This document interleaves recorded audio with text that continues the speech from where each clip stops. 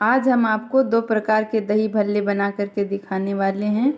आज हम आपको दिखाएंगे कि एकदम सॉफ्ट और स्पॉन्जी दही भल्ले हम लोग घर पर आसानी से कैसे बना सकते हैं। तो चलिए फटाफट बिना देरी के शुरू करते हैं। सबसे पहले हम दालों को निकाल लेते हैं। हम 2 कटोरी दाल लेंगे, 1 कटोरी मूंग दाल की और 1 कटोरी उड़द दाल की। हम दोनों की मात्रा सेम ही रखेंगे। तो चलिए अब हम इन दोनों दालों को एक साथ ही मिक्स कर देते हैं और इसे साफ पानी से 3 से 4 बार धो लेते हैं। आप लोग चाहे तो इसे अलग अलग भी सोक कर सकते हैं, पर साथ में ही मिल के बनाना है तो इसीलिए मैंने दोनों दालों को एक साथ में मिला दिया है। और चलिए हम इसे अच्छे से धो लेते हैं और इसे सोक करने के लिए 3 से 4 घंटे के लिए छोड़ देते हैं। आप लोग चाहे तो इसे रात में भी भिगोकर रख सकते हैं।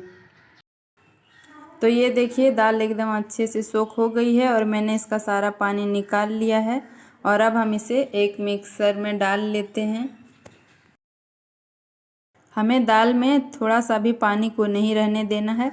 तो अब हमने ढक्कन बंद कर दिया है मिक्सर का और अब हम इसे चला चला के पीस लेते हैं। हमें इसे लगातार नहीं चलाना है, हमें एक बार चलाना है फिर रुकना है और बीच बीच में खोल के देख लेना है कि ये पेस्ट अच्छे से पीसा है या नहीं। अब अगर हमें लग रहा है कि यहाँ पर हमें पानी की थोड़ी सी आवश्यकता है तो यहाँ पर हम एकदम थोड़ी थोड़ी मात्रा का ही पानी का यूज करेंगे। तो हम यहाँ पर 1 चम्मच पानी ले रहे हैं और फिर हम इसे बंद करके अच्छे से पीस लेंगे। तो ये देखिए दाल पीस गई है। हमें इसके बैटर को इतना ही गाढ़ा रखना है, हमें इसके बैटर को पतला नहीं करना है।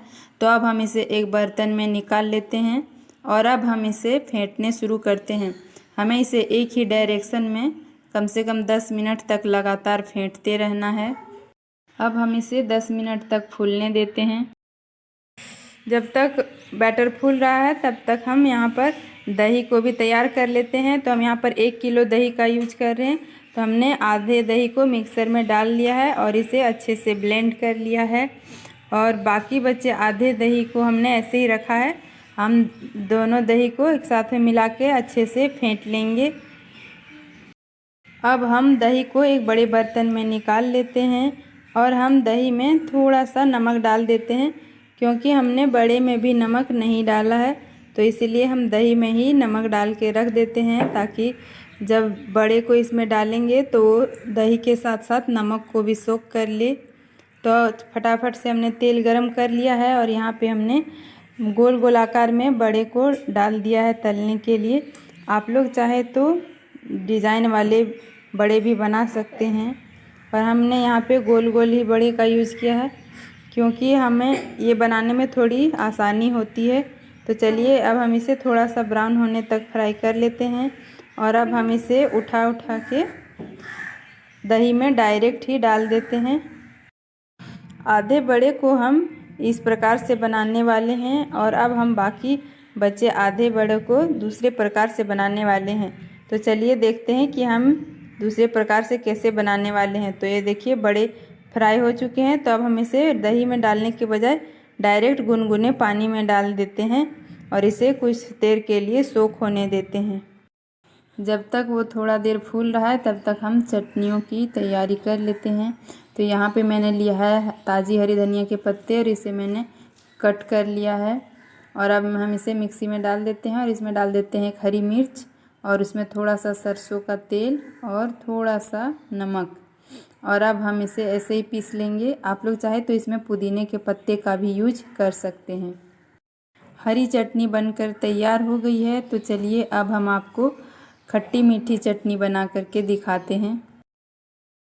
तो यहाँ पर हम ले लेंगे इमली और साथ ही हम गुड़ ले लेंगे। हम यहाँ पर थोड़ी सी चीनी का भी यूज करेंगे। आप लोग चाहें तो चीनी या फिर सिर्फ गुड़ का ही यूज कर सकते हैं। और तो इसमें थोड़ा सा पानी डाल देंगे और इसे अब उबलने देंगे। तो ये देखिए ये उबल रहा है, इसे हम थोड़ा गाढ़ा होने तक पकाएंगे। तो ये देखिए पेस्ट एकदम गाढ़ा हो गया है। तो अब हम आंच को बंद कर देते हैं और इसे कुछ देर ठंडा होने देते हैं। तो ये ठंडा हो गया है। तो अब हम इसे एक छलनी में छान लेते हैं। और ये देखिए इमली की खट्टी मीठी चटनी बनकर भी तैयार है। और आज हम आपको एक और चटनी बना करके दिखाएंगे। जिन लोगों को थोड़ा खट्टा अधिक पसंद है उन लोगों के लिए मैं टमाटर की एकदम अलग चटनी बनाकर दिखाऊंगी। तो यहाँ पर मैंने ले लिए हैं टमाटर और साथ में डाल दिए हैं 2 हरी मिर्च और लहसुन की कुछ कलियाँ। अब हम इसमें थोड़ा पानी डाल देंगे और इसे भी बॉईल होने के लिए आंच पर चढ़ा देंगे और इसे थाली से ढक देंगे। तो ये देखिए टमाटर उबल गए हैं और ठंडे भी हो चुके हैं। तो अब हम इसके छिलके निकाल लेते हैं और फिर इसे भी मिक्सर में डाल देते हैं और साथ में डाल देते हैं थोड़ा सा सरसों का तेल। और ज़रूरत हो तो ही नमक डालें, नमक हमने पहले भी डाला हुआ था। तो अब हम इसे भी पीस लेते हैं। तो ये देखिए एकदम टमाटर की एकदम टेस्टी चटनी बनकर तैयार हो गई है। तो इसे भी आप लोग ज़रूर ट्राई करें। तो यहाँ पर हमने 3 अलग अलग प्रकार की चटनी बना करके आपको दिखा दिया है। आप लोगों को पसंद आई हो तो वीडियो को लाइक कर दें। तो चलिए अब हम बाकी का काम कर लेते हैं। चटनी बनकर तैयार हो गई है। तो चलिए अब हम बड़ों को देख लेते हैं। ये देखिए बड़े जो हैं वो फूलने लगे हैं और फूल के थोड़े बड़े बड़े भी हो गए हैं।